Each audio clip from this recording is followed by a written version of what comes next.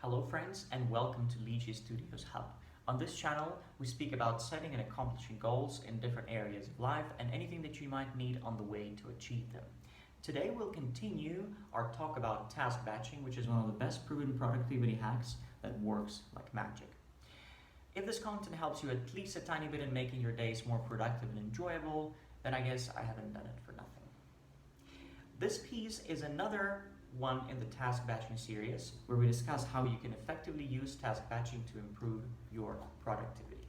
In this video, I would like to dive deeper into the ways you can apply task batching in your work.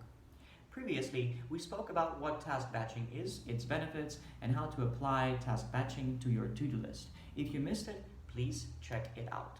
This time around, let me start with quoting which I think to be a brilliant explanation of task batching by one of really good content creators. Task batching is the same concept that you apply when you bake a tray of cookies. Imagine, you want to bake cookies for the whole family. Now what you do? Make dough for a single cookie, shape it, and bake that one cookie. Then you repeat the same process with every next cookie until there is enough cookies for the entire crowd. How long would it take you? Ages, obviously. What we do instead is task batching at its best.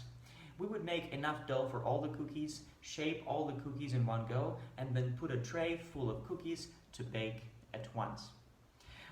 Baking a tray of cookies is a great example of effective use of effort for completing a complex task that involves a lot of steps. So instead of baking one cookie at a time and repeating the cycle all over again with each cookie, we would batch the same tasks together to apply to all the cookies and just get it done much quicker in just a few steps. The funny thing is that no one in their right mind would make a single cookie at a time, though we often don't apply the same common sense outside of the kitchen. Let me share an example from work. I work as a full-time translator for a corporate company here in Cape Town, so I would share an example from my experience. Let's say during your working day, you must complete the following tasks. First, write 2 short articles, proofread them, and add the content into the content management system. Then, you have a big translation job that came through, and you need to organize how you will attend it on your calendar to make sure the deadline is met. Then there are a few meetings to schedule for this week, and all those emails coming in, don't even get me started on that. Yeah, it looks like a normal working day for me.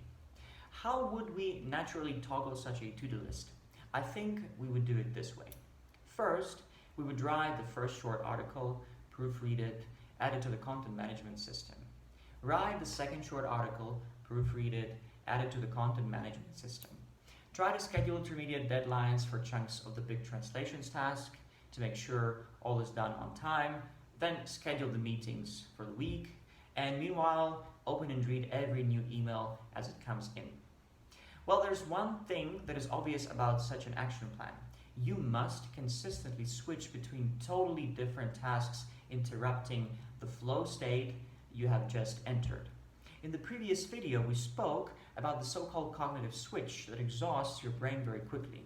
And if you stick with the plan above, you will have to perform cognitive switches way too often. So I would suggest planning your day in a much more efficient way and with cookies. First, make the dough for all the cookies. In other words, from the work example, get all the writing done. Second, shape all the cookies. In other words, proofread everything you have written. Then put all the cookies on the tray. In other words, add all the content to the content management system. Place the tray with cookies in the oven. In other words, do all the planning and scheduling in one go. Eat all the cookies at once. Okay, obviously don't do that with real cookies. In other words, work relevant. Don't open emails every time you receive a notification. Rather, schedule times to read through a few emails at once and as seldom as it is, say, safe to avoid missing anything important. Hope this has been as much a fun and use as it is intended to be. There is still more to task batching, and if you're interested in practicing it as one of your productivity tools, stay tuned for the next video in the series. So hit the like button if you find this content valuable, and subscribe to stay tuned. Thank you for watching, and we hope to see you in the next video.